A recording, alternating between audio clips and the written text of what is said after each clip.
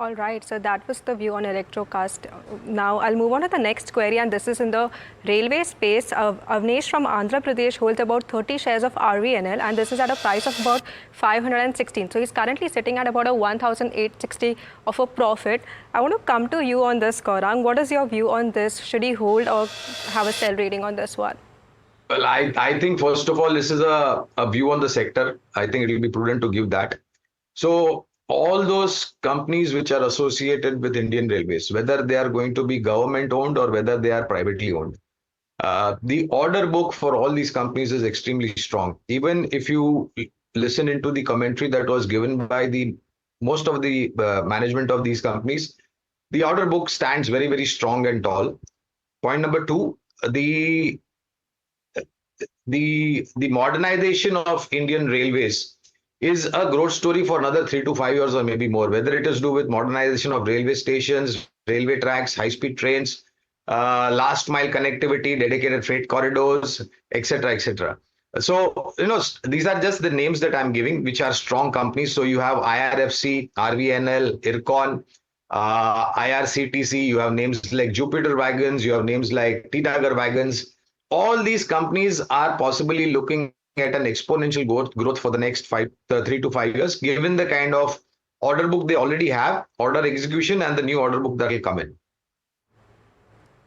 Right, Gaurang. So just in terms of order book, of course, there's no concern, but any concern you see from a valuation perspective, if you can add that piece as well. Well, so I think these stocks have rallied. Now, let me give you another example. Along with the railway-related stocks, I think defense stock also rallied, and in the last year and a half or two, most of these stocks have rallied 50%, 100%, 150%, or maybe more. So when you see that kind of a rally, you are bound to see some kind of profit booking.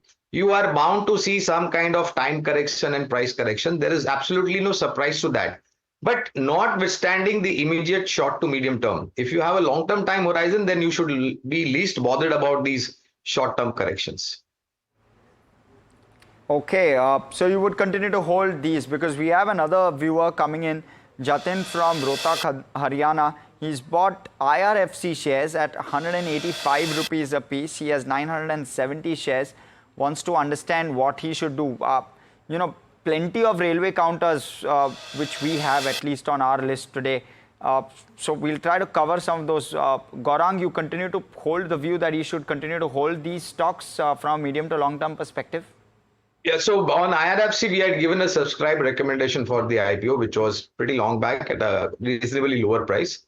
So if you are invested in IRFC from a long-term point of view, you should continue to hold on.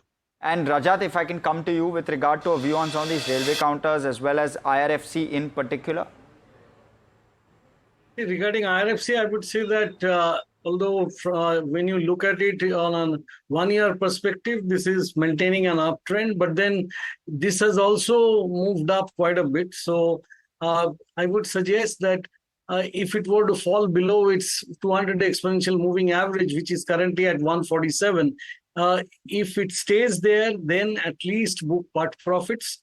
Although if I were to hold between RVNL and IRFC, IRFC is still better. RVNL might see some strong profit booking. Okay, IRFC preferred over RVNL over here. But now we'll move on to the next query, which is from Sulochana from Visakhapatnam. She's currently holding about 1,500 shares of Jio Financial, and this is at a price of about 365. Wants to understand the long-term view on this. Gaurang, I'll come to you on this. What's your view on Jio Financial? She's currently at a loss of about 51,000.